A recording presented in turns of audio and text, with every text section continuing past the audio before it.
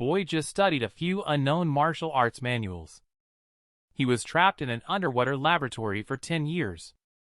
He was forced to undergo inhuman experiments every day, simply because 12 seers deemed him the most dangerous prime villain. With the global recovery of aura, a large number of psychics began to awaken. Various superpowers emerged endlessly. Psychics unable to suppress their desires began to commit crimes. They formed their own forces.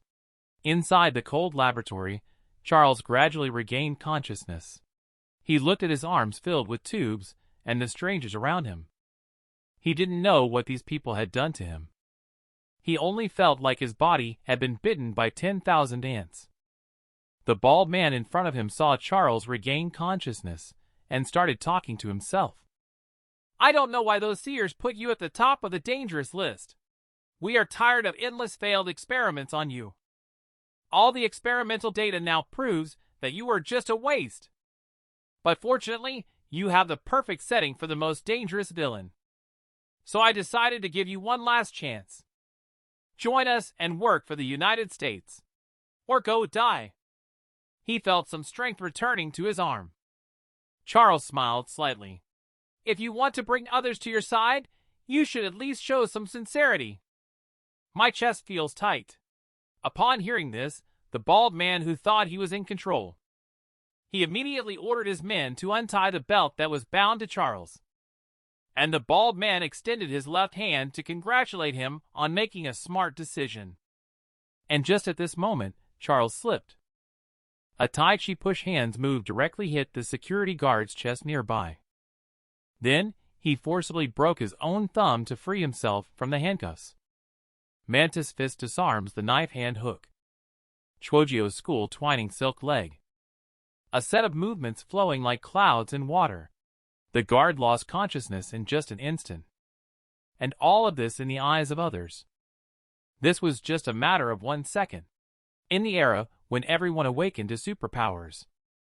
Charles's awakened ability is super strong nerve reflexes and martial arts. Bald man couldn't believe what he was seeing in front of him. But before he could react, another security guard and the female secretary inside the room fell down one after another, looking at the bald man sitting limp on the ground. Charles didn't give him any chance to speak. He kicked him directly up to the sky. He then picked up the notebook under bald man and started reading it. It turns out that it is accompanied by a wave of superpower awakenings. 12 seers with the ability of prophecy jointly wrote a list of villains. The list of villains records evil superhumans, who will cause a large number of casualties in the future using superpowers. And the one ranked first on the list of dangerous individuals is actually himself. Seeing this, Charles could no longer suppress the anger in his heart. He was just an ordinary person. It was just because of this list that he was captured by this group of insane people for experimentation. He looks at the camera in front of him flashing red light.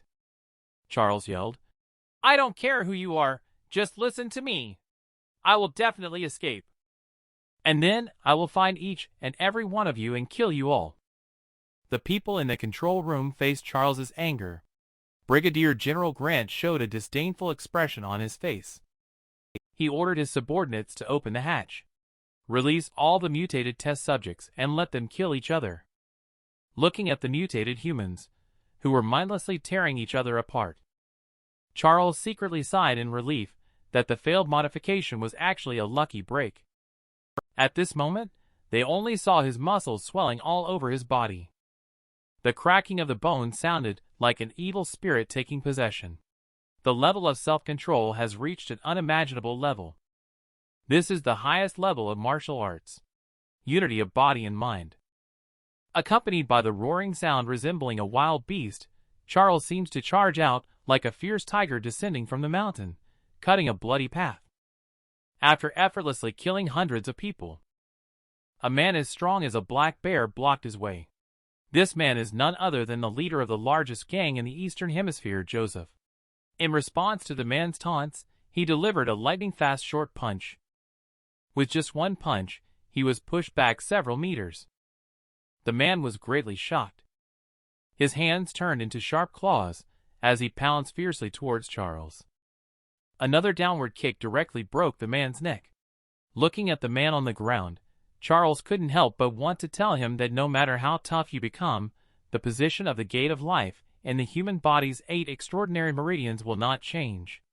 Just at that moment, the man whose neck was broken and fell to the ground suddenly straightened his head. Scales and sharp claws resembling a huge lizard gradually grew all over his body. He had turned into a terrifying humanoid monster. Facing the ferocious monster, Charles didn't flinch at all. His fists fell on the monster like raindrops. However, this move had very little effect. People who practice martial arts must have a bit of a grudge in their hearts. Charles's evil originates from the heart. Wing Chun's short punch instantly penetrates the gate of life of the monster. He directly pulls out the monster's brain and crushes it. At this point, the humanoid monster is silent and motionless. At the same time, in order to cover up the scandal of human experimentation, Brigadier General Grant initiated the base self-destruct sequence. At the same time, the first-generation super soldier Diego also began the cleanup of the mutated humans at the base. Just as the first-generation super soldier Diego started the frenzied slaughter of mutated humans in the base, Charles is climbing up one floor along the elevator shaft. He looked at his hands covered in blood. He felt the power inside him growing stronger. But the side effect was a heart-wrenching pain. Just at this moment, the thumping heartbeat from the corner caught Charles's attention. He walked over to take a look. To his surprise, it was a little girl who was half human and half fish. The girl's name was Nina. Due to a chromosome abnormality at birth, in order to stay alive, her family injected her with mutant cells, leading to her current appearance. Out of sympathy, Charles decided to escape with Nina. Just at that moment, Nina's heartbeat caught the attention of the military commander Diego above. A loud bang. The bullet went through the elevator and ended Nina's life. Charles watched Nina falling slowly, feeling angry. The next second, the elevator was smashed open with a punch. Angry Charles, like a wild beast, swung his claws at Diego. His fists fell like raindrops. Just a few seconds, Diego's whole body's bones were smashed to pieces. He fell to the ground like mud. Charles grabbed his body and said fiercely to the already broken camera, "I will find you and personally send you to hell." Angry Charles gradually lost his mind. Countless hostility emanated from his body, forming into entities resembling evil spirits. His muscles all over his body bulged. His face also gradually became twisted. Dozens of soldiers were slaughtered in an instant, accompanied by the roar of evil spirits. Everyone was scared silly by the hellish scene. Inside the control room, a general is about to press the self-destruct button. Nina's father wants to stop him. He was shot through the chest. With the immediate activation of the self-destruct program, there are only 3 minutes left. And at this moment, Charles hears the story his grandfather told him in childhood. In ancient times, Buddha saw the Avicii hell beneath the Three Paths River from the edge of the Golden Lotus Pool.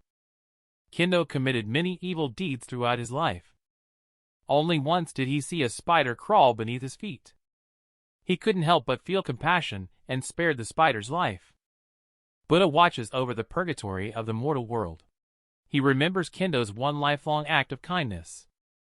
Buddha thought, "Why must the innocent suffer?" He couldn't help but release silver threads from above. Kendo watched as the silver threads fell from the sky. He knew that by following this path, he could break free from the sea of suffering. So he leaped out and climbed up along the spider silk. No matter how many miles apart heaven and hell are, all he had in mind was to keep climbing upwards. Kendo crawled in purgatory. Indifferent to the desperate cries around him, he turned a blind eye to the piercing cold flow of water rushing towards him. The story abruptly ends there. Grandpa's figure appeared in Charles's mind. "Charles, remember this. If one day you unfortunately fall into earthly hell, I hope you can hold onto your compassionate heart.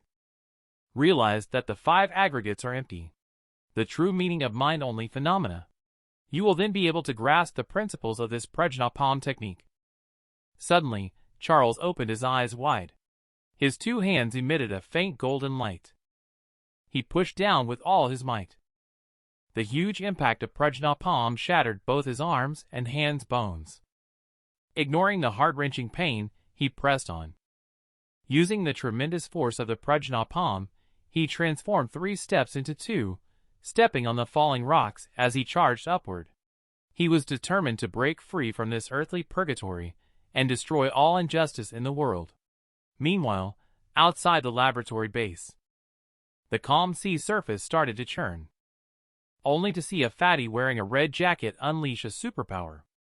He split the seawater in front of him into 2 halves. He lifted the submarine hidden at the bottom of the sea high up, and a blond boy beside him began to gather strength. Suddenly a beam of light emitted from his hand. The originally solid submarine. Seconds later, the submarine was unexpectedly cut in half. Fatty manipulated the superpower to pull a military officer from inside to in front of the 2 of them. The officer immediately raised his hands, indicating that in order to save his life, he was willing to agree to any request. Blonde Boy gestured that he only wanted to know the whereabouts of the first person on the list.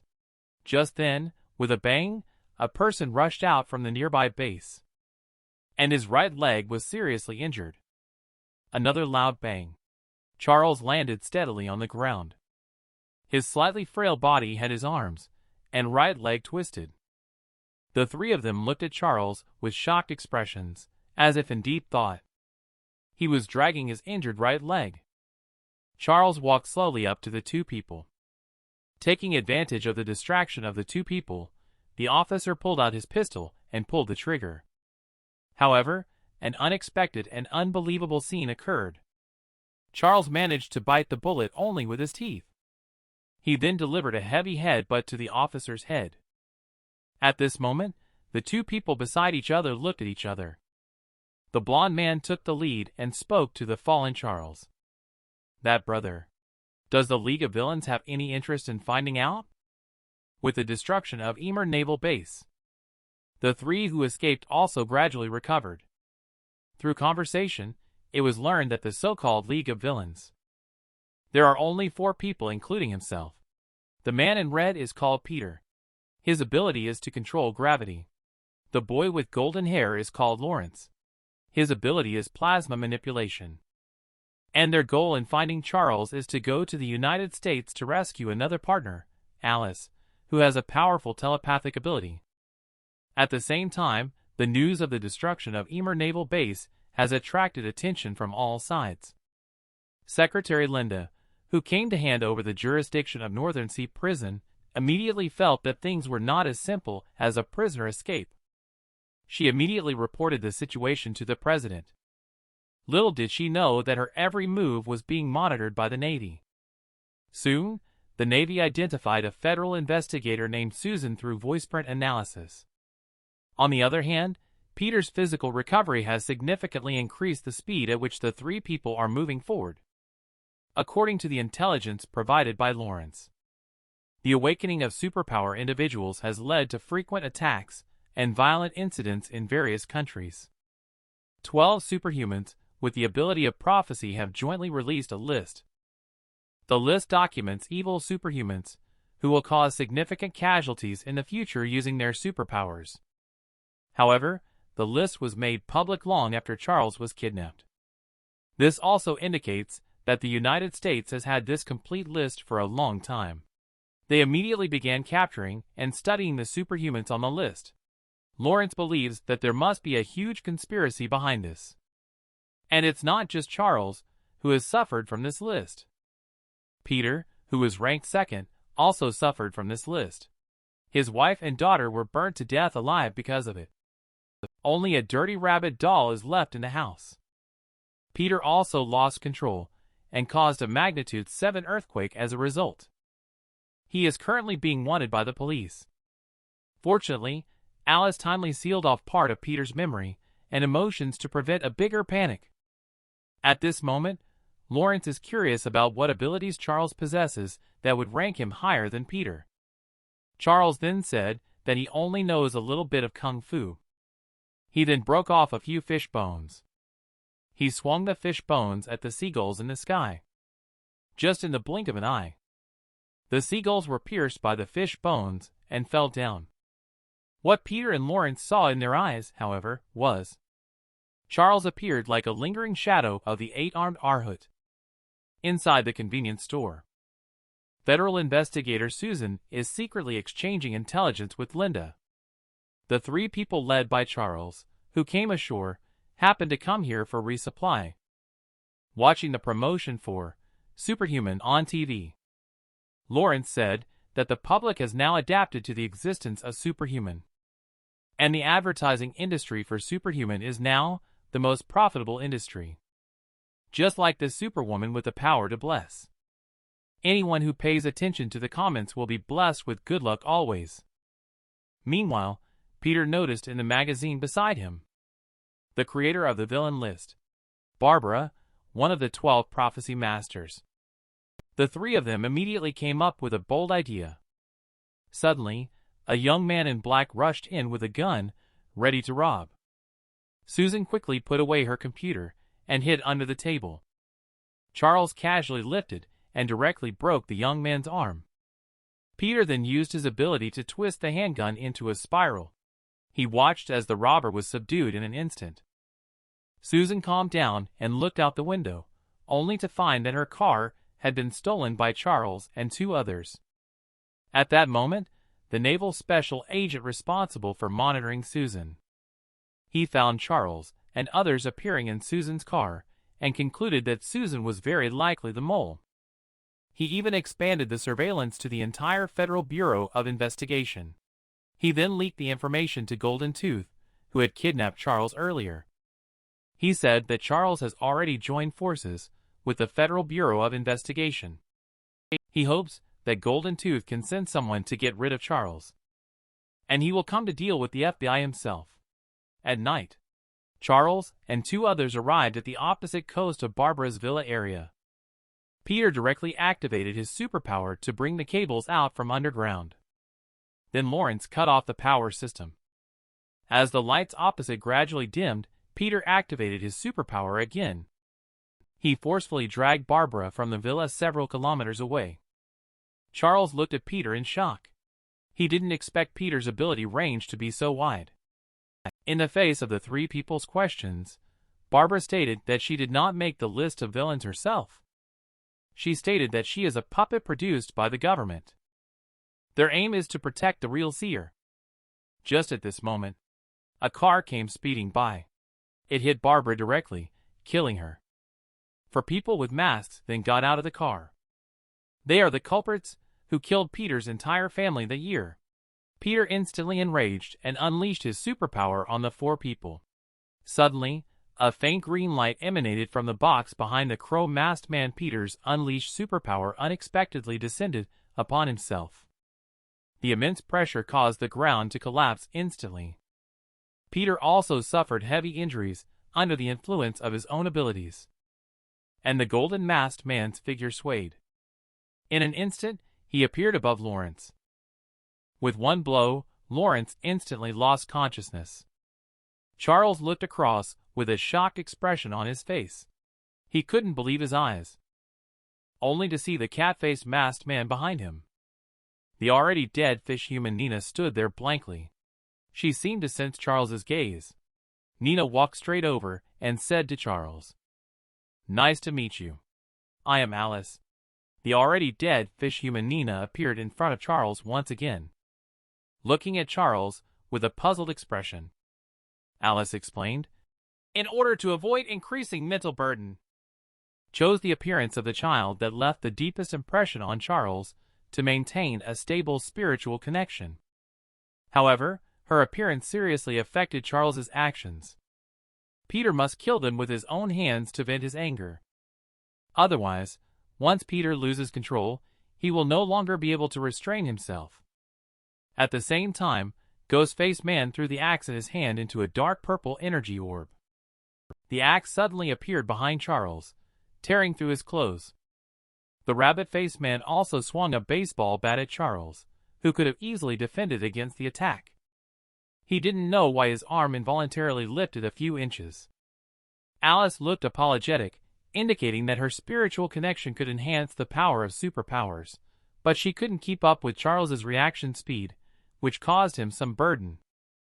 Looking at herself getting injured by just a few small fry, she felt disappointed. He could no longer bear the anger in his heart. He requested Alice to find someone else to connect with. He didn't want to be influenced here. Alice waved her hand in a helpless gesture. Across from them seemed to possess a special ability or object. They forcibly severed their connection with Peter. Now only Charles can connect. And his mental perception is too quick. There are too many audio and light signals. I can't keep up at all. Found the reason. Charles immediately thought of a solution. You can completely rely on perception and the vibration of the heart to distinguish the enemy's position and movements. He instructed Alice to leave control of her left hand to himself. He then closed his eyes and put his right hand behind his back, facing Charles's mockery. The rabbit-faced man instantly flew into a rage. He swung the baseball bat fiercely. At the same time, Ghost-Faced Man also unleashed attacks across space using purple energy. And all of their movements were within Charles's perception. He effortlessly disarmed the powerful baseball bat with one hand. He dodged the axe attack with 3 quick steps. He used the momentum to spin the bat and smash it towards the axe. A move in Tai Chi instantly resolved the 2 opponents. At the same time, he also confiscated the opponent's weapon. Although he couldn't directly kill these guys, leaving them a way out was still fine. Charles sensed something strange about the box behind the crow-masked man and threw an axe directly at it. The sharp axe blade cut through the straps. The box fell down. The next moment, the crow-masked man slowly opened the backpack.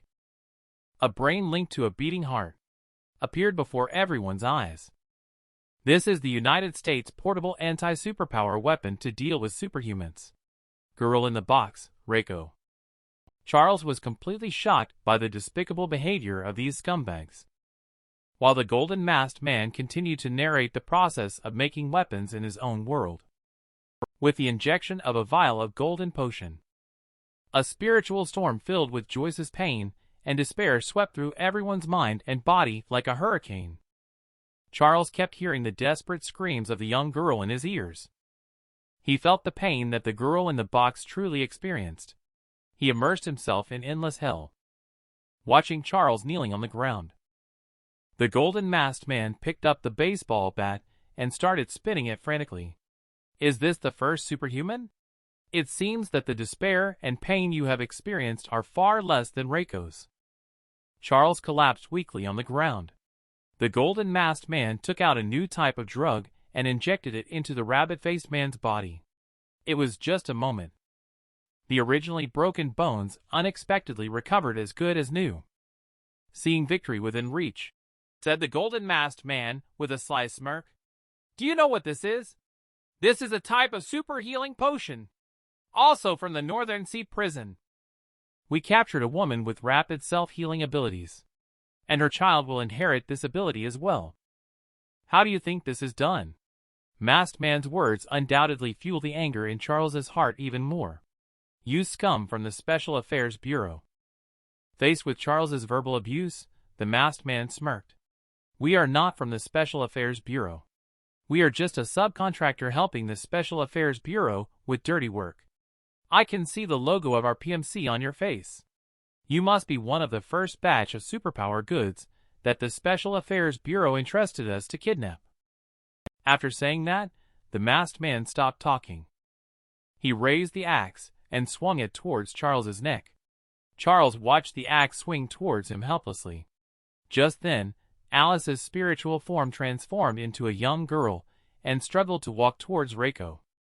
However, the brainwaves filled with the young girl's pain and despair made it impossible for her to get closer. She looked at her falling companion. If they couldn't stop the opponent in time, everyone might die here. She endured the tearing pain. She walked slowly towards the girl in the box. At this moment, Reiko also saw the girl's face clearly. That was her former self. She seemed to feel the pain of living hell once again. Reiko instinctively resisted. Alice's goodwill came through. A stronger spiritual storm directly dispersed Alice's spiritual body.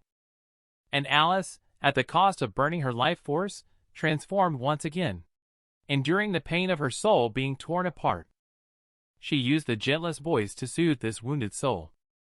She embraced the girl in hell with her own hands tightly. Gradually, Reiko calmed down under Alice's comfort. The terrifying mental storm gradually dissipated. Charles, who had recovered his mobility, grabbed the axe that was swung towards him. At this moment, he could no longer suppress the anger in his heart. His palm pierced directly through the golden-masked man's body. The sudden turn of events caught the crow-masked man off guard. He crazily injected drugs towards Reiko in an attempt to activate the girl in the box again. However, his hand was tightly grabbed by Lawrence. Endless flames ignited. For this group of scum, even dust is not worthy of remaining in this world. At this moment, everyone's ears were filled with Alice's soul-healing voice. Reiko is lying quietly asleep in Alice's arms. This may be the happiest moment she has had in many years. At the same time, Peter also regained peace in Alice's singing. It was as if he saw his wife and daughter always by his side, protecting him. He placed his hand on the rabbit-faced man's head and activated his power. Gradually, the rabbit-faced man was compressed into a flesh ball and died in agony. At that moment, the golden-masked man, who was not completely dead yet, looked at Peter with fear on his face. In the end, he also became a tool for Peter to vent his anger. The ghost-faced man watched the scene before him. He was instantly scared and sat paralyzed on the ground. He couldn't believe that the situation, which was initially in his favor, had suddenly reversed. Peter gently placed his daughter's beloved rabbit toy next to the girl in the box. Accompanied by the raging flames, Reiko was completely liberated. Peter also walked out of the pain. At this moment, the supernaturally gifted girl Joyce, who was looking for the whereabouts of the seer, appeared before everyone. Looking at the seer lying in a pool of blood and the floor covered in bodies, Joyce became furious. The ghost-faced man took the opportunity to run towards a distant place immediately. Unfortunately, what awaited him was the flames of justice clearing away injustice in the world. At this moment, Joyce also recognized that some of the people were the criminals on the villain list. She clenched her fists tightly and swiftly attacked Lawrence. But before she could get close, she was already crushed by the tremendous force of gravity and couldn't move. In the face of such an arrogant villain, Joyce, who claimed to be righteous, chose to use a special potion directly. In an instant, her abilities were greatly enhanced. Moving at a high speed, she directly broke through Peter's blockade and punched towards Lawrence. Fortunately, Charles reacted in time and pulled Lawrence away to dodge the attack. As the effect of the medicine continued to strengthen, Peter's gravitational suppression has gradually begun to lose its effect. Looking at Joyce's fierce gaze, Charles is also getting ready to warm up.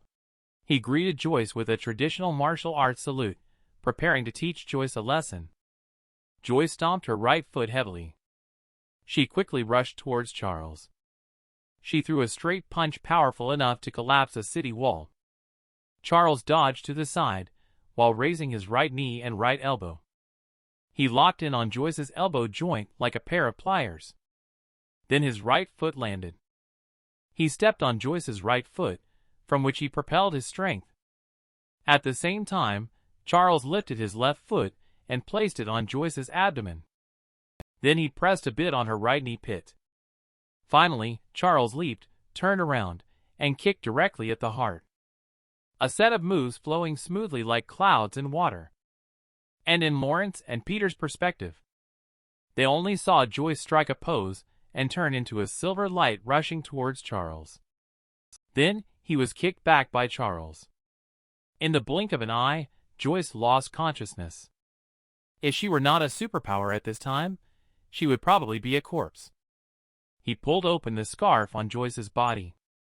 He took out the mini injector hidden inside. This is a special potion developed by the Northern Sea Prison. It can give ordinary people temporary superpowers. They know.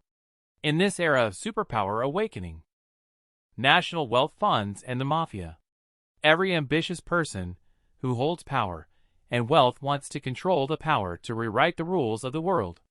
And these superhumans, if they don't want to be treated as their experiments or pawns, they can only unite. At this moment, Alice, having depleted too much energy, is unable to maintain her spiritual form and has temporarily disappeared. The three of them decided to deal with the important matter first, rescuing Alice. On the way driving, the bored Lawrence started watching his favorite blogger, Iron Lily. Suddenly, he was struck by lightning. He found that an employee from PT appeared in the photos posted by Iron Lily. And the location is the Golden Lotus Hotel, which had just experienced a fire that he passed by. The timeline goes back to 12 hours ago. The Tsar Empire, which has been at war with the United States for a long time, sends representatives for a meeting. They want to facilitate both countries to reach a ceasefire agreement. And accompanying them on this trip is also a very important person, Princess Anna, the granddaughter of Tsar. To celebrate the end of the century-long rivalry between the two empires that dominated the world, the United States hosted a grand banquet at its largest hotel, the Golden Lotus. And for security reasons, Princess Anna was locked in her room and not allowed to leave. After all, they are currently in enemy territory. However, they underestimated Anna's curiosity about the new world. She used her superpower to escape. And on the way, she accidentally met Iron Lily, who came to participate in the talent show. Soon, the two with mutual interests became best friends. And the two of them were invited by others to attend a masquerade party at the Golden Lotus Hotel.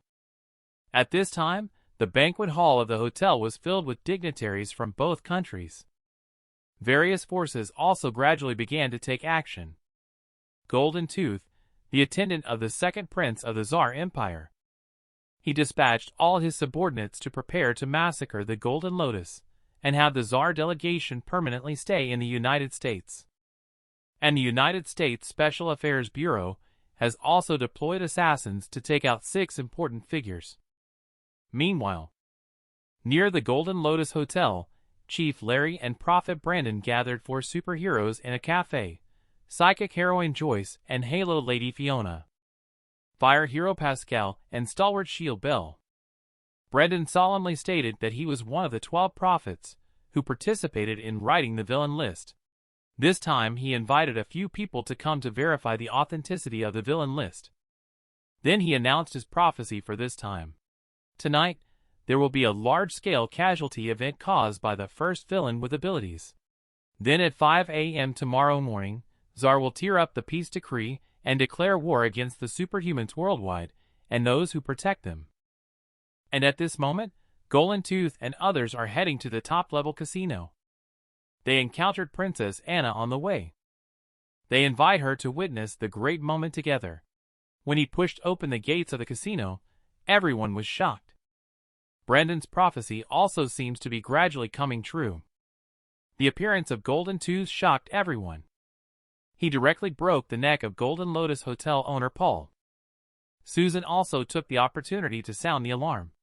Golden Tooth, however, showed no concern. He took out a gun directly and pulled the trigger at Susan. Then he snapped his fingers. Someone then brought Princess Anna out. The Grand Prince of Kiev knows the importance of the princess. He said he could agree to any condition of the Golden Tooth, but must ensure the safety of the princess. At that moment, the originally bright room suddenly plunged into darkness. A large group of mercenaries burst in and indiscriminately slaughtered Golden Tooth and the others.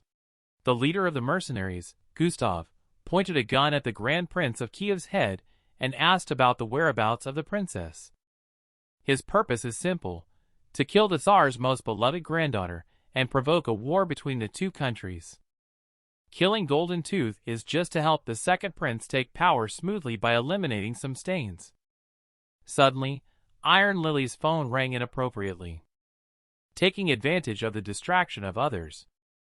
Golden Tooth sprang out from the body. He grabbed Princess Anna. He wanted to take the princess as a hostage to help himself escape. Gustav completely ignored Gold Tooth and aimed his gun directly at them. Both of them were equally doomed targets in his eyes.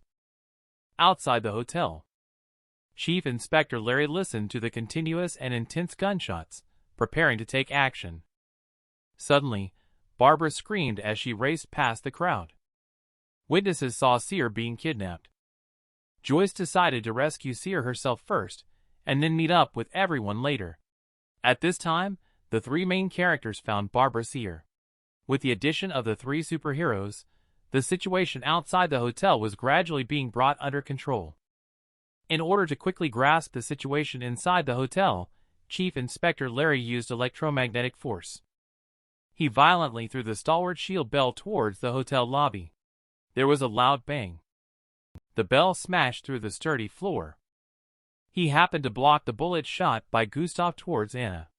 At the same time, Fiona arrived with Pascal at the window position. Pascal then leaped down. He unleashed his superpower towards the people inside the house.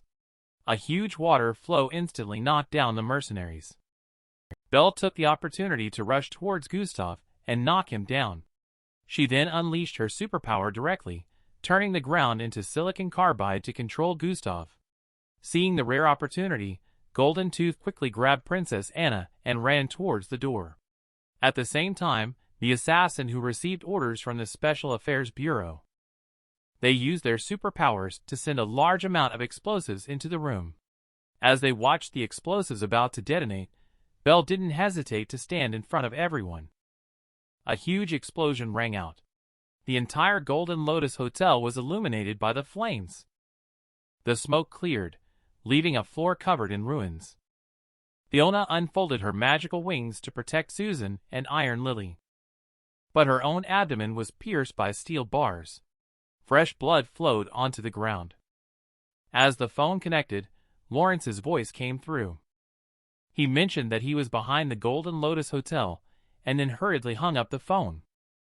At this time, Belle bore most of the impact and his condition is unknown. Pascal also evaporated the surrounding water vapor due to the explosion's heat wave. His abilities are greatly reduced. Larry watched Gustav break free from the trap and thought to himself that things were not looking good. The battle plan devised against Gustav's abilities had already failed. He could only hold Gustav back by himself until Joyce returned. As his abilities were activated, a dark purple thunder spear gradually took shape in Larry's hand. Gustav bit his finger to draw blood and solidify it into a blood-red dagger. However, Larry, who is in the city, could never be a match for Gustav, who is immersed in battle year-round.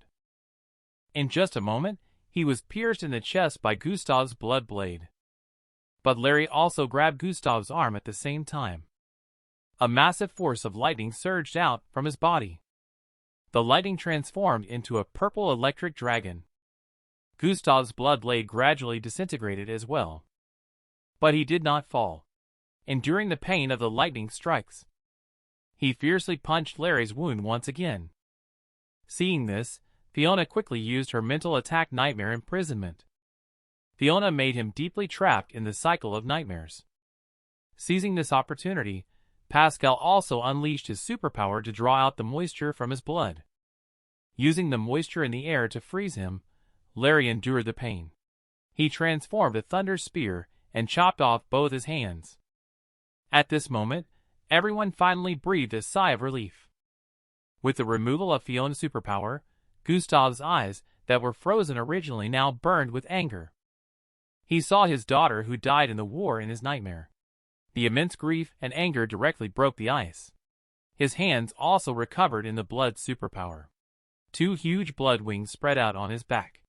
His whole body turned crimson, with muscles and blood vessels bulging, resembling a demon crawling out of hell. At the same time, Charles and the other two arrived downstairs in the hotel. Lawrence, looking remorseful, said that he was the one who brought Iron Lily to participate in the talent contest and felt responsible for saving her. Peter pointed out that it was a serious situation inside, not a joke. Charles decided to go inside alone. Peter and Lawrence entered from the outside. Following Alice's clues, Charles quickly took care of the people on the 40th floor. Meanwhile, Golden Tooth, who had Anna Princess hostage, also arrived on the rooftop. Just as he was about to board the helicopter to escape, a pair of big hands reached out from behind him. The hands twisted Golden Tooth's head 360 degrees directly. Andre calmly walked down from the plane. He slapped Natasha directly in the face. He said that if the princess was involved again, he would send her to see God. Just as several people were preparing to leave, countless bloodthirsty spikes pierced the helicopter. Andre hastily protected the Grand Prince of Kiev and Princess Anna. But Natasha, unable to dodge in time, she was injured in the back by the explosion. Gustav appeared in front of everyone, waving the wings covered in blood.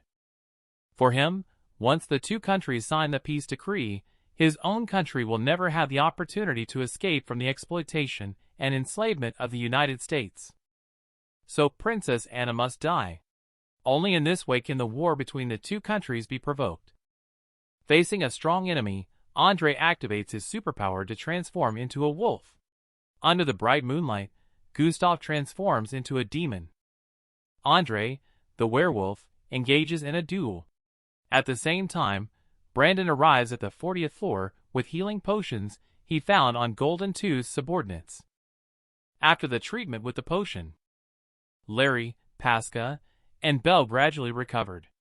Seeing that everyone was fine, Fiona sat weakly on the ground. The room had been blown into two sections. The group had no choice but to retreat separately. Fiona suddenly felt the threat. She transformed her wings once again. The killer from the Special Affairs Bureau emerged from the shadow. He said as long as Susan stays, he would let both of them leave. However, Fiona refused his proposal.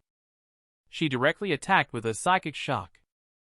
In order to avoid harming other wounded, she had to diffuse the shock impact to other directions. However, she was unaware that her actions had actually impacted Alice.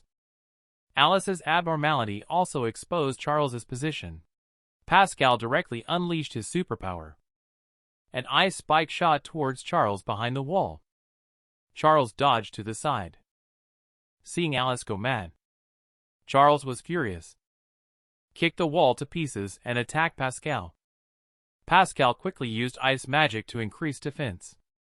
As a result, he underestimated Charles's attack power. He was kicked into pieces. Belle saw his friend die. He activated his abilities and rushed over. He was punched through the chest by Charles, who dug out his heart. The heart was crushed. Larry saw two people being killed and became furious. He controlled the lightning with his hands and charged towards Charles. Charles, however, didn't care at all and smashed Larry's head towards the ground. In just an instant, Charles took care of three superheroes. Meanwhile, Charles also noticed the three Iron Lily members across the street. He directly swung the frying pan. He embedded the assassin behind him into the wall. Then he pointed at Fiona. Charles warned her that if she dared to use psychic attacks again, she should prepare to die. At this moment, Brandon suddenly stopped Charles, and he roughly told Charles about what had happened. It also acknowledged that he was one of the 12 seers who created the list. He came here to coordinate with the spontaneously organized superpowers to deal with terrorists. He also came to verify the authenticity of the list. At this time, Peter and Lawrence also caught up. Charles said since Iron Lily has been found, they should leave quickly. They also want to take Brandon away for further interrogation. Brandon, however, hopes that Charles will go to the rooftop now to rescue Princess Anna. He mentioned that this moment is a crucial historical turning point, and Anna's life or death is especially important. As long as she's alive, she can completely change the future and allow billions of people to survive. Charles naturally does not believe Brandon's words. But Lawrence proposed to go to the rooftop to steal the terrorist's vehicle and leave. It's better than facing the police surrounding the place again. Charles thought this was a good idea, so he quickly rushed towards the rooftop. Andrei's family is a noble family of the Tsar Empire. They have always taken pride in guarding the empire's borders. However, it's because Andrei is a werewolf. However, he cannot gain the trust of those nobles. Only the Grand Prince of Kiev not only rescued him from the royal laboratory. He was also entrusted with the task of guarding the safety of the princess. However, now facing Gustav's attack, he is powerless. I see more and more wounds on Andrei's body. The Grand Prince of Kiev hurriedly took Anna to escape from the stairs. Countless blood thorns fell from the sky. Andrei hurriedly shielded the Grand Prince of Kiev and the princess with his body, allowing the blood thorns to pierce his own body. He stared at Natasha in disbelief. Andrei roared at her to come up with a solution. Natasha threw the gasoline canister to Andrei on the side. Andrei understood. He tore the canister in half and let the gasoline spill all over himself. He then charged towards Gustav. Letting the blood blade cut through his own body, Andrei desperately held Gustav tightly. Taking advantage of this opportunity, Natasha tearfully threw the lighter over. The flames instantly engulfed the two of them. Andrei endured the pain of the flames burning his body. He firmly pressed Gustav to the ground. Gustav ignored Andrei's attacks. He forcefully extended his right hand. Several blood thorns shot directly towards Anna. The Grand Prince of Kiev hurriedly stood in front of Anna. The blood thorns pierced his body and pinned him to the ground. Watching the two lifeless figures, Natasha instantly lost all strength and collapsed to the ground. She couldn't understand why she had to kill Anna. What mistake had this innocent little girl made? And at this moment, with the flames extinguished, Andrei had already turned into a pile of ashes. Gustav stood up from the ashes and walked to Natasha. He brandished his bloodied blade, wanting to kill this woman. He wanted to end everything here. Just at this moment, a powerful force hit him in the abdomen. Charles kicked him away dozens of meters. Charles glanced at Natasha sitting on the ground. This eye shouldn't be the little girl Anna they were talking about. Since it's not her, it should be the girl with the man over there. I can't believe Anna is not dead. Gustav hurriedly spread his blood wings and rushed over. Charles kicked him away again with one foot. Charles was immediately intrigued to see Gustav, who had endured his attacks twice, stand up again. There are not many people who can be used as practice opponents. However, Gustav's only belief at this time is to kill Princess Anna. But Charles was like a mountain blocking his way, making it impossible for him to break through. He conjured countless blood whips that lashed towards the ground. The dilapidated roof collapsed instantly. Thanks to Peter's timely arrival, he saved them. Meanwhile, another assassin from the Special Affairs Bureau had already set their sights on them. Facing Gustav's relentless entanglement, Charles has already become angry. He grabbed Gustav's head. He dragged him down more than 10 stories, and then threw him into the air. Then he quickly rushed towards the ground, utilizing the impact from the ground. Charles kicked Gustav fiercely in the air. Immediately after, he rushed into the sky again. A high kick. He slammed down fiercely. A huge force pierced through the entire Golden Lotus Hotel, as if an earthquake. At this moment, a sniper bullet hit Peter's chest. Fortunately, Peter used his ability to freeze the bullet that should have penetrated his heart in an instant. He endured intense pain, then moved two girls to a safe place.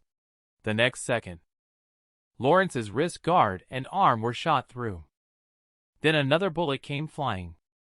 But the bullet was blocked by Lawrence using electromagnetic force. At this moment, his whole body gradually turned into flames. His friend's injury made him completely furious. He flew up into the air. In an instant, he found the sniper's location. The powerful railgun roared past, but the sniper easily dodged by teleporting. Although it is powerful, but Lawrence's attack had no effect on the sniper with teleportation ability. As the continuous gunshots rang out, bullets were shot at Lawrence from all directions. Gradually, Lawrence's fiery body was dispersed, leaving only a cloak floating alone in the air. At the same time, Gustav also crawled out of the ruins. The intense hatred transformed him into his ultimate form. Following Alice's advice, he was filled with negative emotions all over his body at this moment. While his strength greatly increased, he would gradually lose his humanity and completely become a monster. At this moment, Charles had already assumed a stance, casting the fearless seal with the left hand, casting the wish seal with the right hand. He was preparing to use the power of Buddhism to dispel Gustav's hostility. Lawrence's flaming form was turned to ashes by the assassin from the Special Affairs Bureau. Only a cloak was left floating alone in the air. Suddenly, a bolt of blue lightning streaked across.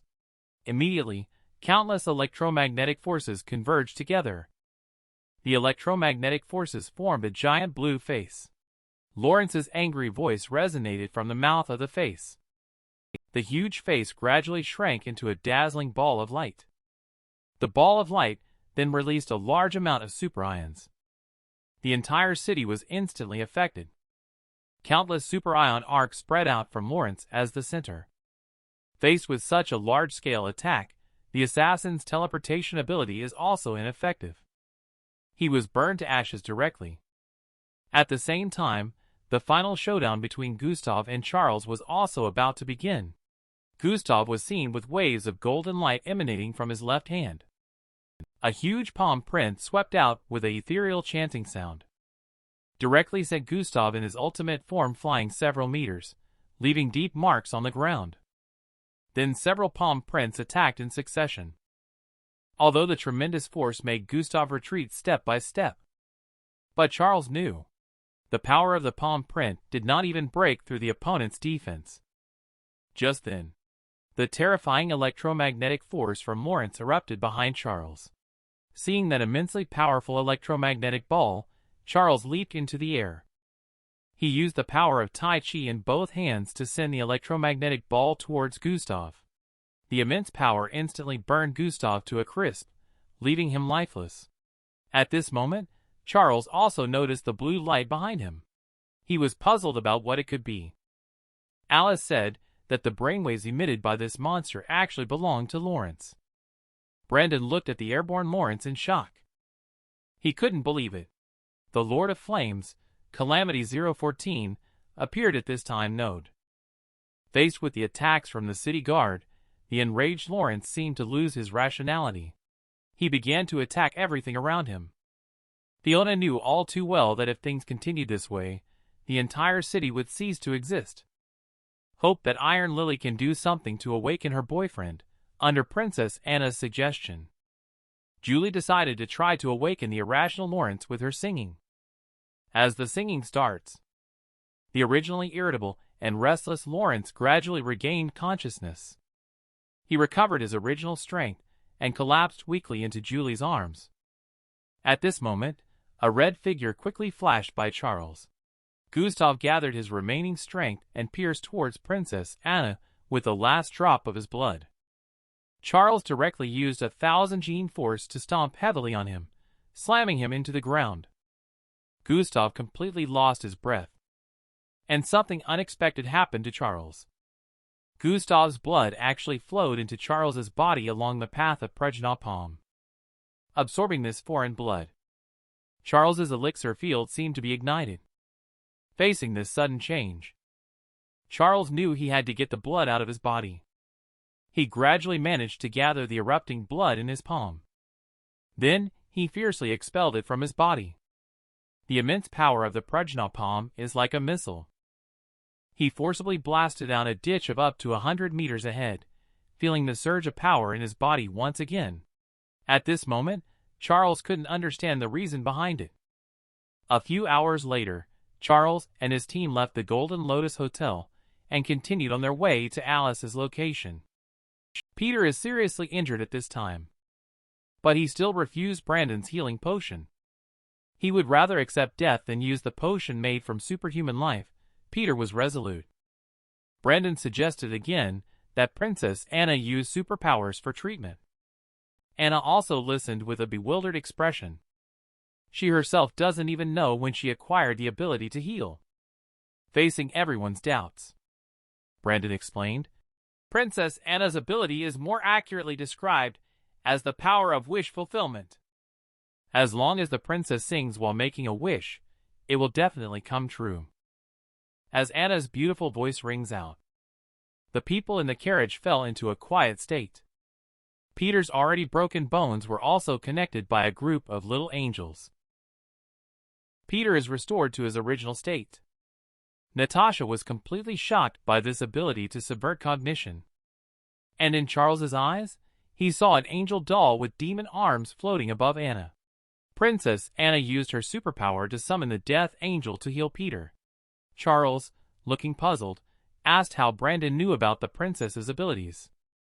Brandon explained that he was recruited by the Special Affairs Bureau a year ago to participate in a project called SCULT. The purpose of this project was to interpret dreams. The Special Affairs Bureau found a superhuman with the codename Hypnos. He is able to induce prophetic dreams in nearby participants, allowing them to gain extensive future intelligence about the real world while taking on the role of an observer in the dream. For example, the dangerous individuals list. However, the list is just a byproduct of this project. At that time, the thing prioritized for research in the dream world was called the calamity sequence. Superhuman, world war, natural disasters, and other apocalyptic crises were numbered according to the outbreak time. This is the calamity sequence. The Lord of Flames that Lawrence previously incarnated as is a calamity. It is numbered as 014. He is a plasma life form that turns everything into a fire prison. At that time, Lawrence was not recognized because there was insufficient intelligence on the identity of the Lord of Flames. He was only known as a product of a certain superhuman going out of control. After the Special Affairs Bureau observed the existence of the calamity sequence through Hypnos, an emergency response team was established to deal with frequent global crises. This is the SCULT plan.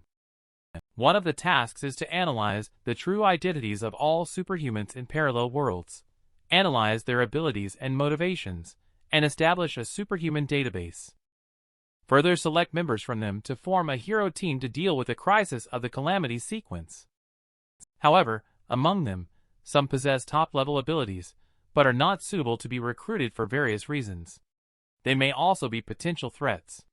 This is the embryonic form of a list of dangerous individuals whose secrets have leaked to the public network.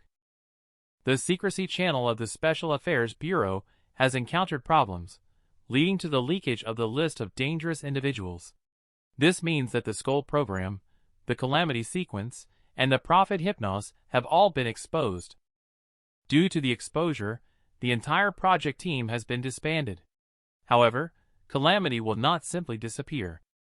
Can only urgently contact a few civilian supernormal vigilantes to rescue Princess Anna. Now confirm the truth of the prophecy. Unfortunately, from start to finish, the Calamity supernormal force formed by the Special Affairs Bureau was never seen. If I'm not mistaken, there seems to be a split among the upper echelons of the United States. Unfortunately, some people may have already made the worst choice. At this point, Lawrence looked confused and said he didn't understand. Natasha then analyzed. If we could obtain intelligence about the terrorist attack in advance, it comes down to making two choices. The first choice is to use the known intelligence to prearrange the arrest of the terrorists, thus preventing the disaster from happening at its source. The second option is to let the attack happen in order to ensure the accuracy and effectiveness of the intelligence line, and to achieve greater goals. Brendan solemnly told everyone that it is now basically confirmed that the senior United States officials, in order to ensure the accuracy of the prophecy, are prepared to watch the calamity sequence that will destroy humanity unfold. If it weren't for the appearance of Charles and others, Princess Anna wouldn't have been saved. The Empire Czar of Calamity Sequence 006 would tear up the peace treaty and start a world war due to Princess Anna's death. Although Czar is not a superhuman, he has single-handedly pushed the world to the brink of nuclear war. Therefore, he is placed in a calamity sequence based on the chronological order. If my guess is correct, A year ago, when the crown prince and his wife were assassinated, Tsar was probably already preparing for war. But Princess Anna made a wish for world peace and no more wars at that time. The superpower turned into shackles that bound Tsar, preventing war from happening. Princess Anna is considered as the final shackle that binds Tsar and the empire. An hour later, everyone arrived at the service area for replenishment. Natasha found Peter and hoped that they could join the empire. However, she was rejected by Peter. Although they have an adversarial relationship with the United States, they also do not want to become part of the Tsar Empire. Natasha, on the other hand, said, "We haven't seen a single person along the way. If it weren't for the United States being concerned about the princess's safety, the missiles would have been dropped long ago. At this point, the princess no longer has the protection of the imperial people. If Anna's abilities are truly as the professor said, we must not let her fall into the hands of the United States. Therefore, it is safest to act together." Inside the restaurant, Charles looked at the death angel not far away, feeling puzzled. It seems that besides himself, no one else can see this thing. Brendan hopes that Charles can cooperate with the Special Affairs Bureau to deal with a group of rebellious forces and assist in preventing the calamity from happening. Charles directly rejected Brendan's proposal without any hesitation. He stood up, put his hand on Brendan's shoulder, and muttered, "When you breathe, it's 3 shallow and 1 deep breath. Move your abdomen, not your lungs. Your pulse is steady. These are the characteristics of practicing internal martial arts. I am very curious. Where did you learn internal martial arts from?" It should be noted that Charles has been fascinated by martial arts since he was young. However, all he learned were external martial arts manuals, with only basic moves and no detailed instructions on how to generate power. For internal martial arts, Charles only knows a palm technique that his grandfather taught him when he was a child. When he was young, he couldn't distinguish its power. Since the revival of his superpowers, Charles has discovered that the power of that move, Prajna Palm, far exceeds the external martial arts he had been practicing for over a decade. He regrets being too young at the time. He didn't persist in learning all the hand techniques from his grandfather. At this time, unexpectedly, he discovered internal martial arts' internal energy in Brandon's body. Faced with Charles's question, Brandon hurriedly explained. He learned it from a book, thinking it was Chi inner techniques.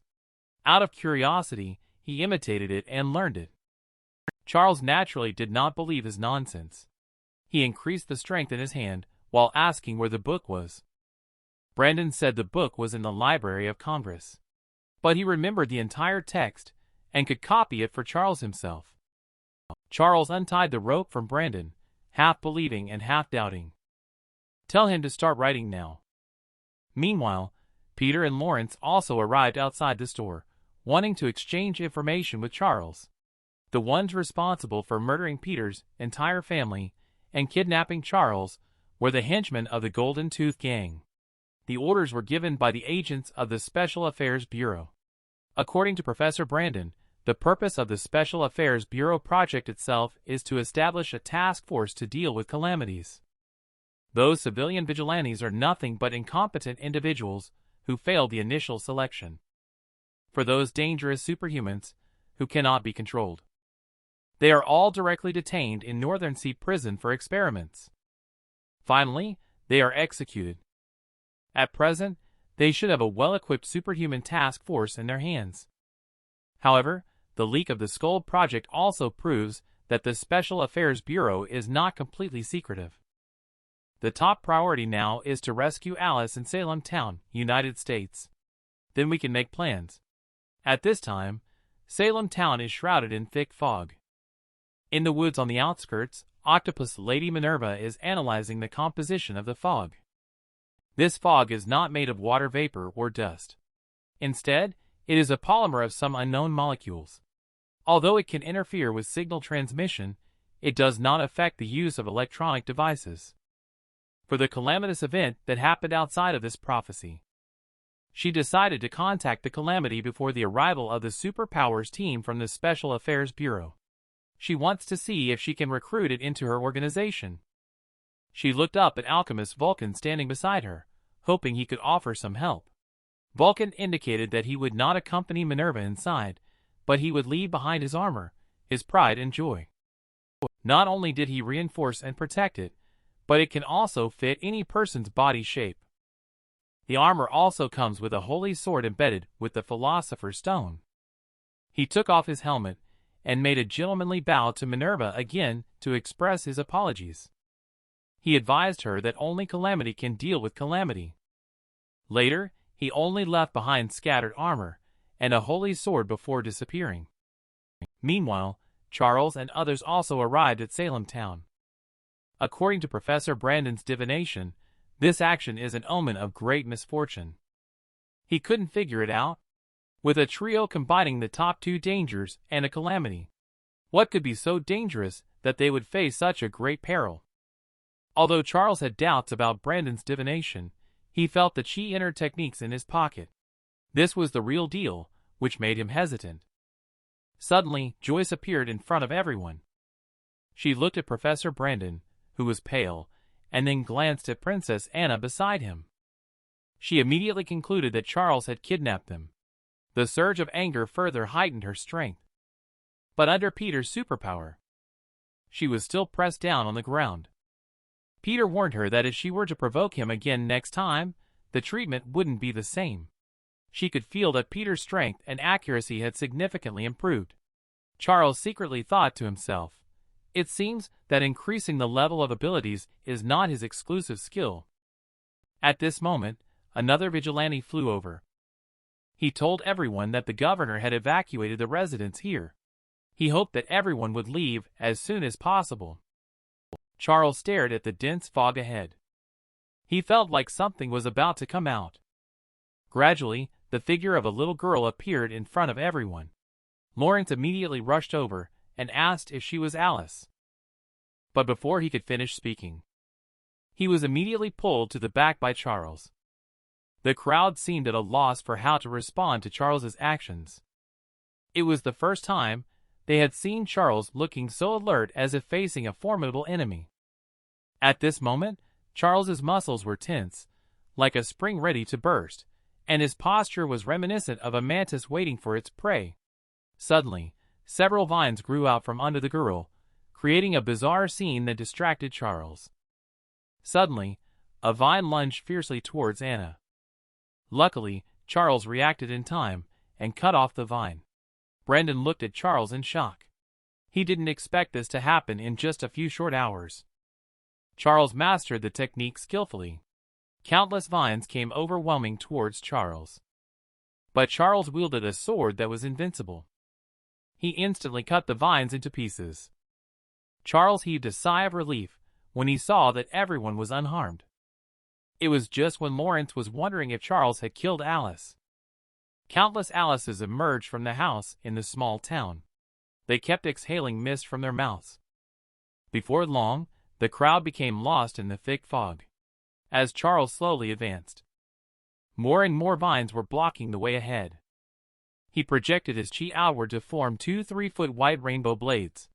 Faced with more and more Alices, he could not sense any consciousness or breath from her.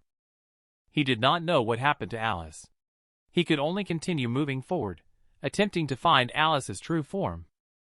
He cut off all the vines and arrived at an open space. At the same time, Peter and the others could only defend themselves against Alice's attacks. Professor Brandon also noticed that Alice seemed to have lost consciousness. Driven by calamity, she instinctively transformed the local environment to suit her own survival.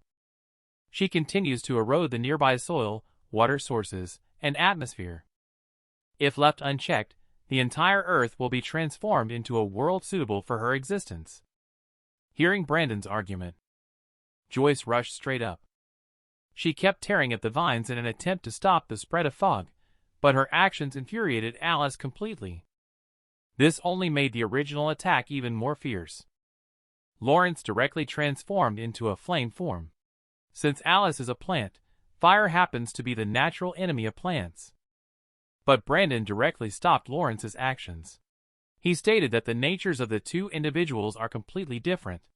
In case Lawrence doesn't return, it could ignite the entire atmosphere. Seeing that everyone had no good solution, Peter decided to have everyone get on the car first. After rushing out, they would figure out a way to help Alice. At this moment, Joyce had already lifted the car behind her and fiercely threw it towards numerous vines. The car was instantly shattered by the vines. Peter was extremely angry at this foolish behavior. Suddenly, countless sonar locating balls fell from the sky. They fell around the crowd. Peter immediately felt something was wrong and quickly told everyone to get down. The next second, countless bombs fell from the sky and launched an indiscriminate bombardment on this place. Fortunately, Peter reacted in time and used gravitational shielding to block the attack, saving everyone. And watching Alice being beaten to pieces, Peter became completely enraged. He couldn't bear to see someone attacking the girl who had pulled him out of the abyss. The enormous gravity directly crushed the soldiers behind. The merciless bullets pierced through their skulls. The iron hammer of gravity smashed like cracking walnuts. It crushed the people in front into pieces. Witnessing Peter's ferocity, Vigilante was directly scared into sitting paralyzed on the ground. Brandon was just about to speak. He was interrupted by Peter's roar. All of this started because of that list. If the United States hadn't pushed superhuman to the brink, how could there have been calamity? After he finished speaking, he walked into the mist with Lawrence. Meanwhile, Anna and Julie, who had become separated from the others, had a strange dream. They witnessed the entire process of the car accident involving Alice's family with their own eyes. And this car accident was completely planned by the United States. Their goal is just to capture Alice. When the two wake up, they found that they suddenly had an additional butterfly hair clip in their hands. On the other side, Charles has arrived at the source of the alienation route, Salem Orphanage. He just entered the passage. A pig-headed monster rushed out from inside and pounced. Charles dodged his attack with a slide tackle. He retaliated by punching his head, exploding it. At this moment, another monster in a security guard uniform came out. He was cut in half by Charles with a tying sword. Seeing the two monsters no longer breathing, Charles set off towards the depths of the passage once again. However, more monsters surged out from the depths of the passage. Charles raised his shotgun and started shooting his way through. At the end of the tunnel was a human body laboratory. A blood-stained bed caught Charles's attention. He picked up the scattered sketchbook on the bed. The drawings on it were of Lawrence, Peter, and himself. Among them, the ones drawn the most were of a little girl and a boy covered in bandages. Charles didn't understand the meaning of this. He picked up a group photo and fell into deep thought. Where did this child run off to? Meanwhile, Minerva took a sample from a mutant dog. Then she pulled out the holy sword and fiercely thrust it into the throat of the wild dog. Soon she found Alice hiding by the edge of the pool.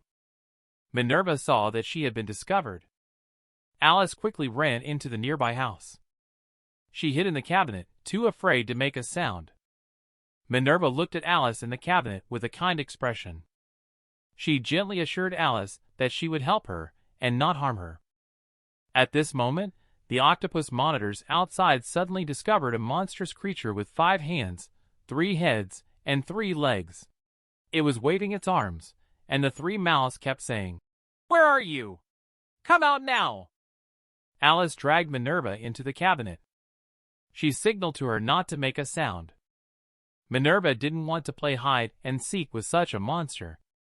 Just as she was about to give the attack command, countless sonar-guided homing missiles rained down from the sky. Following closely, several missiles directly blew the monster into pieces. Watching the monster die, more than a dozen fully armed Special Forces soldiers walked out. They were the top Army Special Forces unit in the military, known as the Butter Knife Battalion. Minerva suddenly had a sense of foreboding as she watched Alice shaking and the Philosopher's Stone emitting a red alarm light. In the surveillance footage, a child wrapped in bandages appeared before everyone. 2 Special Forces soldiers rushed out directly. They pressed the switch on their wrist and injected the potion into their bodies. They instantly transformed into two mutants. But they were facing the psychic impact of this strange child. The two of them were directly blown into pieces. Then, countless flames appeared out of thin air. Others were burned to ashes directly. The next moment, this terrifying child appeared in front of Minerva. Just as he reached out to grab Minerva, countless defensive magic arrays appeared on the armor. But the armor didn't stop him for a second. The terrifying palm broke through the magic array and pressed on her arm. In an instant, the armor on his body turned into pieces. When she regained consciousness again, she only felt everything spinning around her. She directly knelt on the ground and began to vomit. She looked incredulously at the butterfly hair clip in her hand. Did this thing save her? At this moment, the holy sword by her side sounded the alarm again. Without thinking, she picked up the long sword and turned around to hack away. Charles directly blocked the long sword with a dagger. Then he thrust upwards. He thrust the long sword into the air. He caught the falling long sword.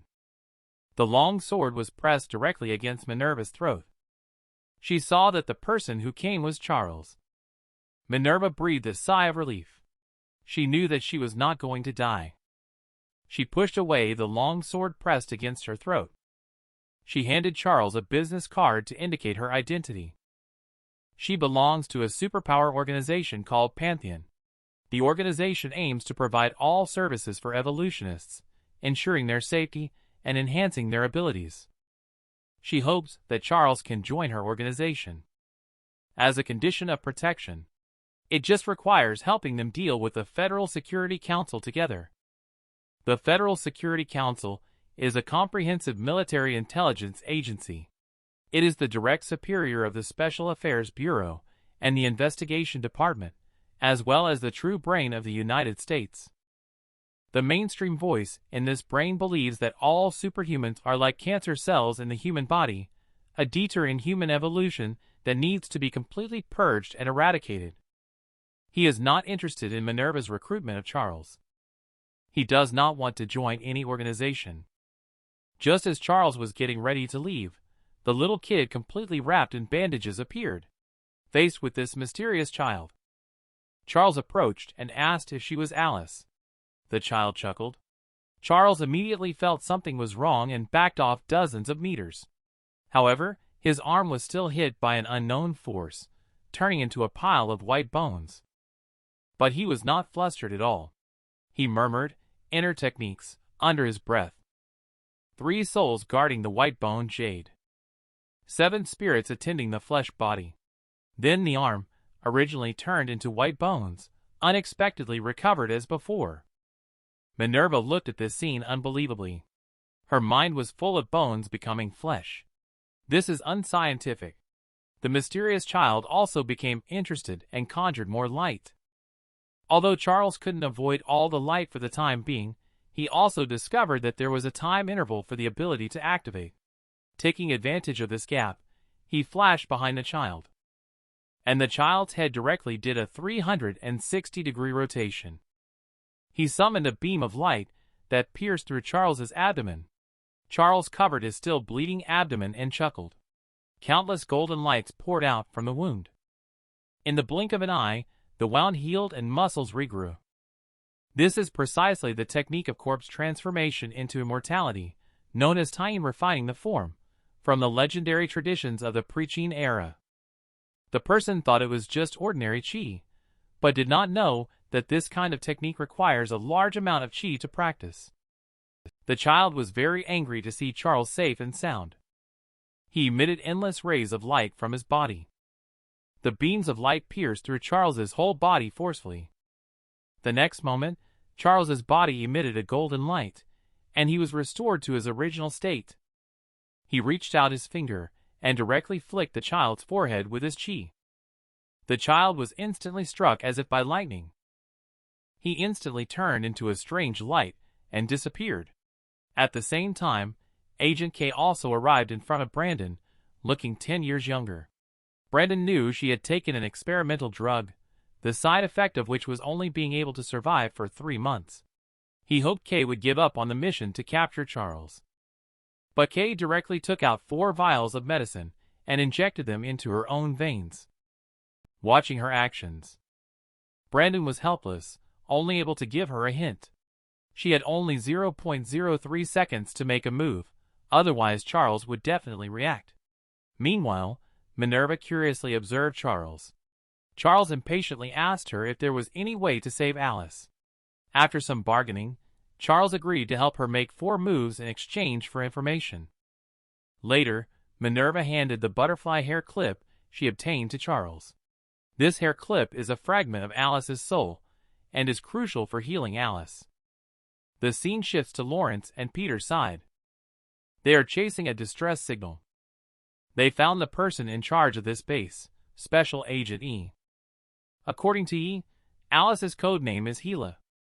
She is the gateway linking Helheim and Midgard, and possesses the power of the goddess of death. And Helheim is precisely the underworld in the World Tree mythology. The thick fog around here is precisely the gateway to the eternal night mist country. In order to smoothly extract the strengthening potion for the spirit energy users, they also specifically split Alice's personality for easier manipulation. And yesterday, due to employee carelessness, the wrong potion was used. Leading to this calamity was the outbreak of Alice's alter ego. Before he could finish speaking, angry Lawrence grabbed his head. He immediately turned him to ashes. Peter looked at the big tree on the mountaintop in the distance emitting a golden light.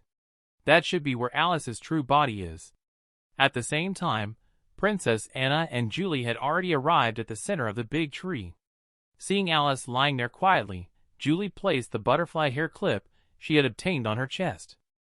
A golden light suddenly rose up. Alice's face also gradually began to recover. Suddenly, Alice's alter ego appeared in front of the two of them. She looked at the death angel floating above. Her mind suddenly became confused. Julie also expressed kindness towards Alice at this moment. When the two touched hands, Julie instantly felt the pain the child was enduring. Alice quickly withdrew her hand to show that she did not mean it. Joyce appeared. She went all out and kicked Alice with full force, but Alice easily dodged it. But the big tree underneath her was split in half by the impact. Death Angel timely protected Anna and Julie. But Alice's original body fell into the abyss below the tree. Suddenly, waves of purple light emerged from the abyss. A death tree leading to the underworld suddenly emerged from the ground.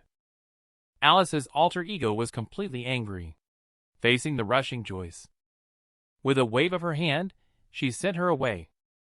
The entire misty sea instantly ignited with purple flames. Seeing Alice lose control again, Lawrence could only transform into a fireman to prepare to stop her. He is trying to buy time for everyone to escape. Facing Alice's attack, Lawrence, who has taken the form of a fireman, was obviously no match. He transformed back into Calamity once again. The powerful attack penetrated Alice's body directly. The big fire burned the entire ground. Alice did not hesitate to confront Calamity and Lawrence head-on. Minerva in the distance looked excitedly at the release of this light and heat energy. She seemed to see the greatest evolution. Her whole body was damp. Suddenly, Charles was startled. A bullet came towards his head from afar. Charles quickly bent down to dodge. It took only 0.01 seconds. The enormous force of the bullet created a trench in the trees behind him. Agent K looked at Charles with a smile on his face. She felt contempt for Brandon, who was still talking nonsense as before. She watched as Charles quickly approached. She directly ignited the prepared explosive pack.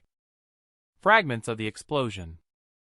This left Charles with more than a dozen bullet holes all over his body. However, Charles ignored these and punched her directly.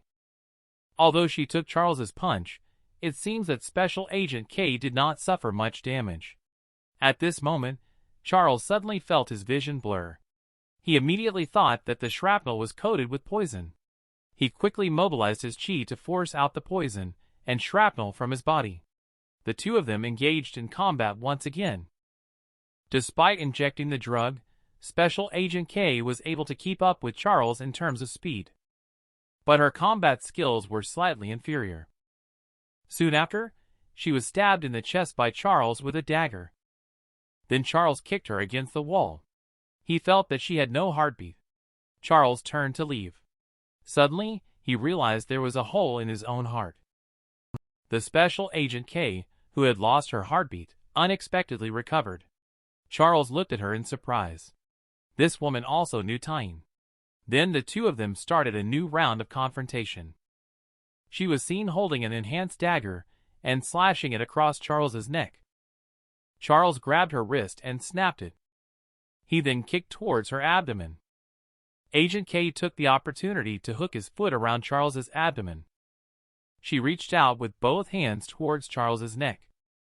Brazilian Jiu-Jitsu rear naked choke. Charles fell straight back, slamming her down to the ground as if she were just a piece of meat. Charles shattered her rib with a single elbow strike. He then grabbed her left hand and twisted it apart.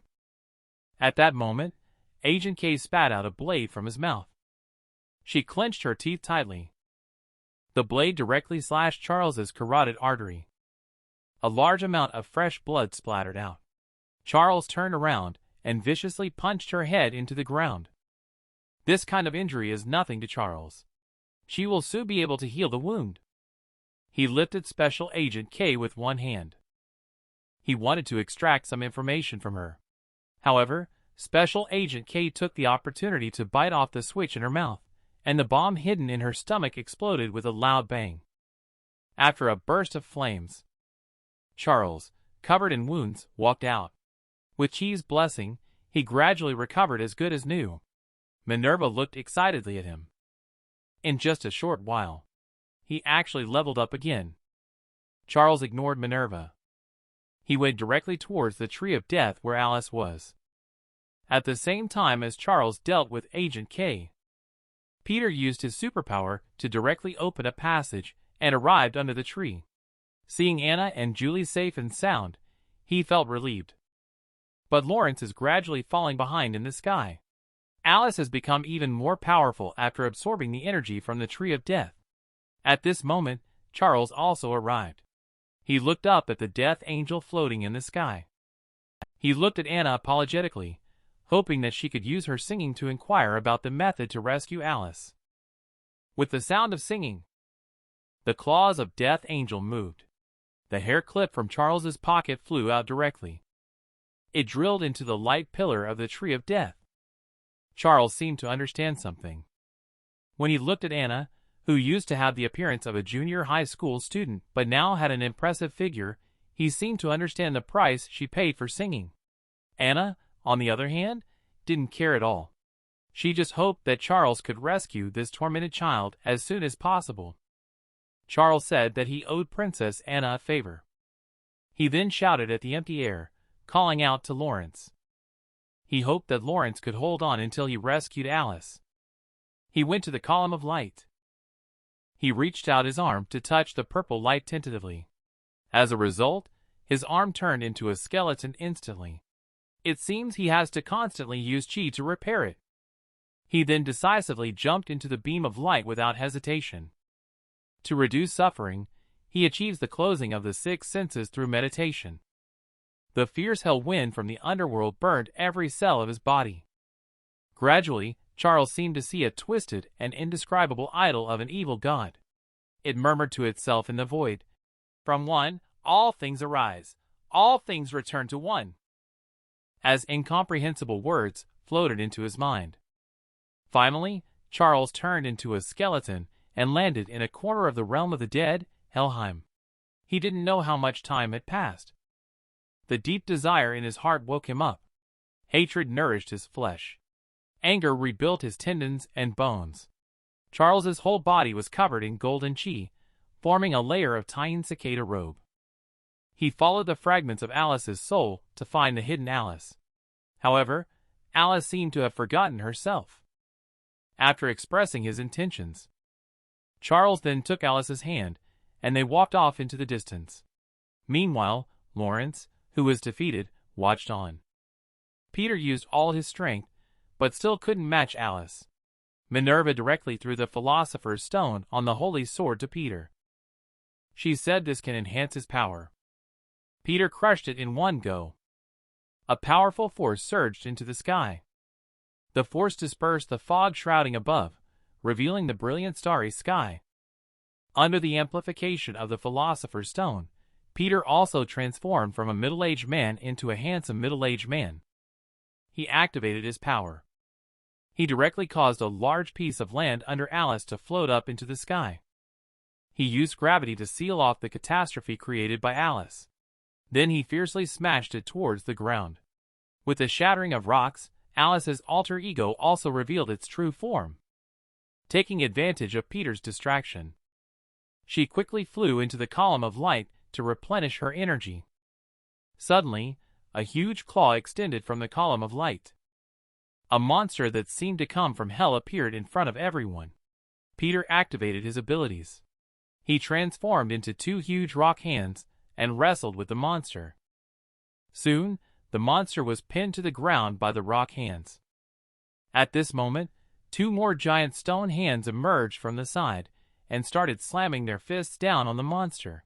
Gradually, the monster revealed its true form, covered in eyes, and extended its tongue. Lying on the tongue was Alice's alter ego. Just as Peter was preparing to gather all his strength. When Peter was about to deliver the final blow to her, he retracted his power. He just couldn't bring himself to harm Alice, who had saved his life. He picked up the unconscious Lawrence, indicating that he was powerless to do anything. At this moment, Minerva felt like communication had been restored. It should be the battle just now that dispersed the mist blocking electromagnetic radiation. She reached out and pointed to the sky. A huge spacecraft appeared in the sky above the crowd. At the same time, the Special Forces of the United States also arrived here.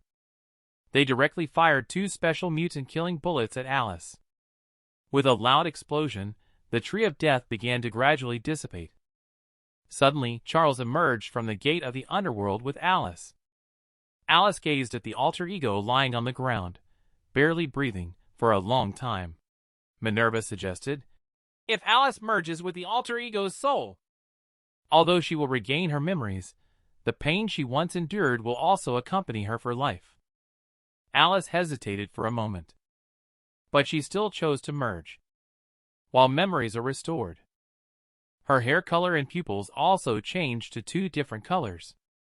On the Atlantic Ocean, Charles and others are traveling by spaceship to the headquarters of Pantheon.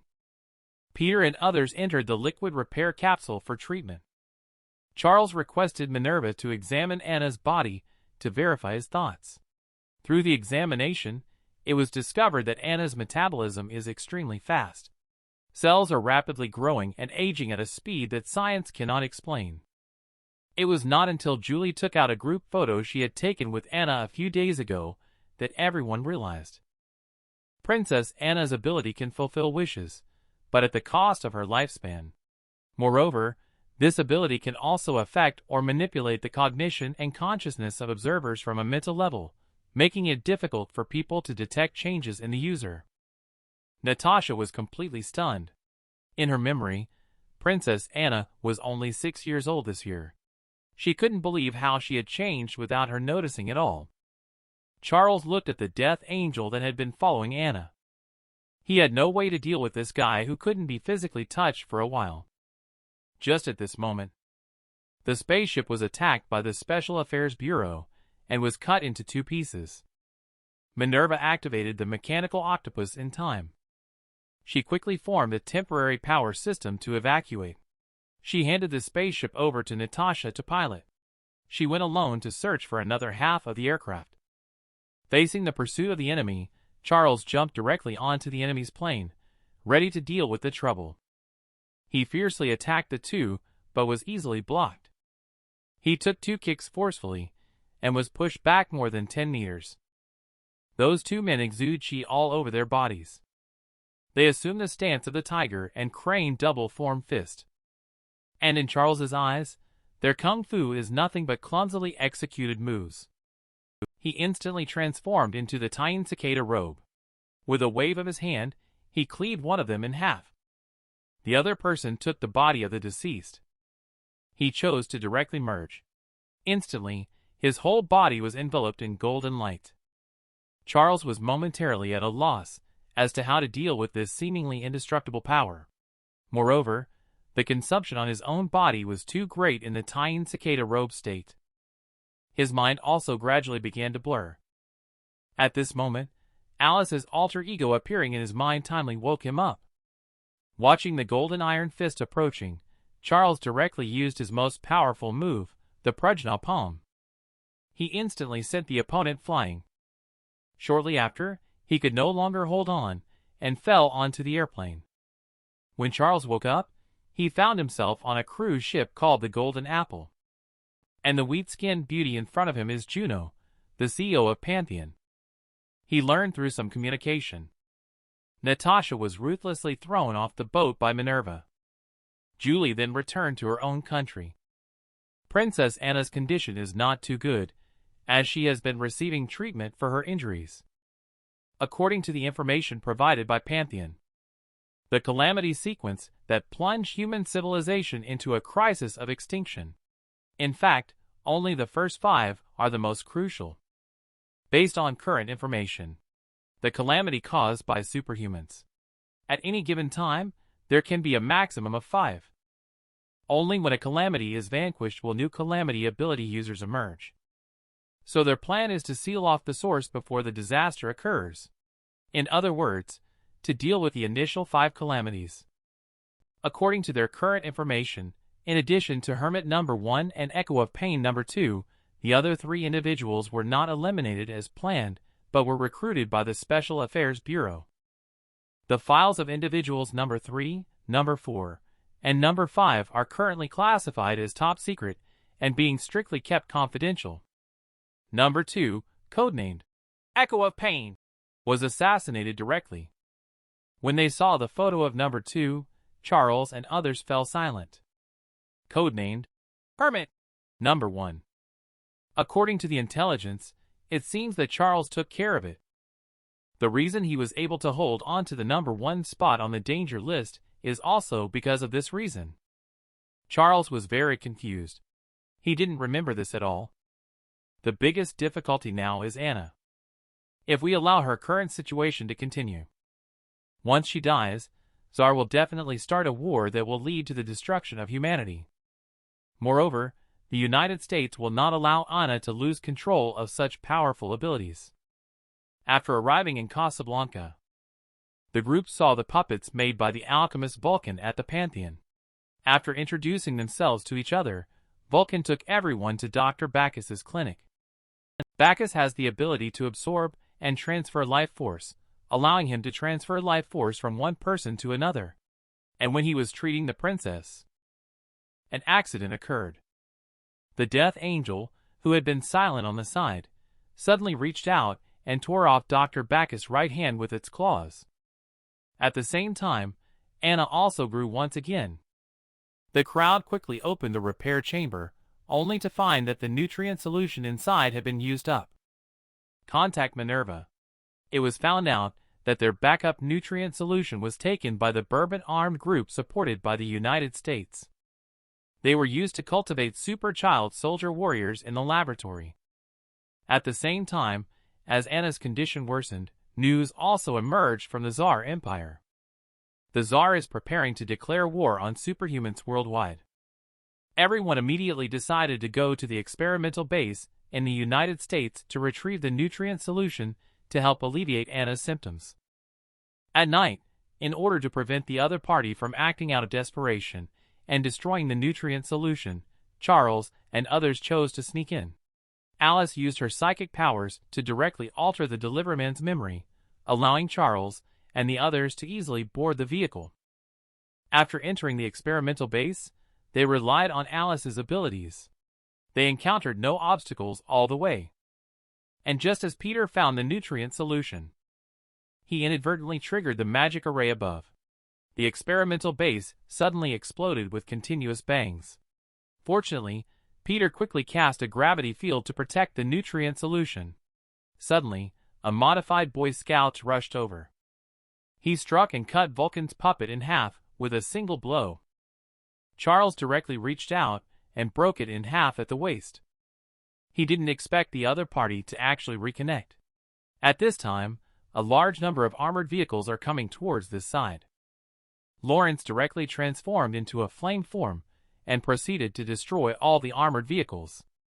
Following closely behind, more than a dozen Boy Scouts rushed out. Alice directly activated her ability. She put them to sleep. At the same time, the Boy Scout in front of him was cut into pieces by Charles's knife. As the magic circle shattered, he was completely breathless, turning into a pile of mashed meat, and in an open space a kilometer away. Feeling the destruction of his masterpiece, the middle-aged man directly chanted a spell. A green flame suddenly appeared in the sky above Charles and others. Those fallen Boy Scouts instantly turned into ashes. Lawrence raised both hands high, attempting to control this eerie flame. But he failed. He could only isolate it with his own flames. At this moment, a car imbued with Vulcan magic came rushing in. It carried everyone through the minefield and escaped from the experimental base. On the other side, Bourbon's Boy Scouts launched a close attack on the Tsar Empire's patrol team. The modified Boy Scouts were invincible like monsters wherever they went. In an instant, the Tsar Empire's patrol team was slaughtered. As the leader of the Free Bourbon, Marshal Gill kindly presented his great achievements to the journalists. He incarnated as a just leader. He rescued the children trapped under the clutches of the Empire. He stopped the Tsar Empire's aggression. And just at this moment, he learned about the attack on the experimental base. And at the same time, he learned that Tsar declared that he would never voluntarily tear up the peace treaty. Gill was immediately furious. If Tsar does not tear up the decree, he will not be able to launch a war. He will also not receive support from other powers. Then, there will be no chance of restoration. He will never allow such a thing to happen. Even if he becomes a demon, he will revive Bourbon. Inside the city, there is Rick's bar.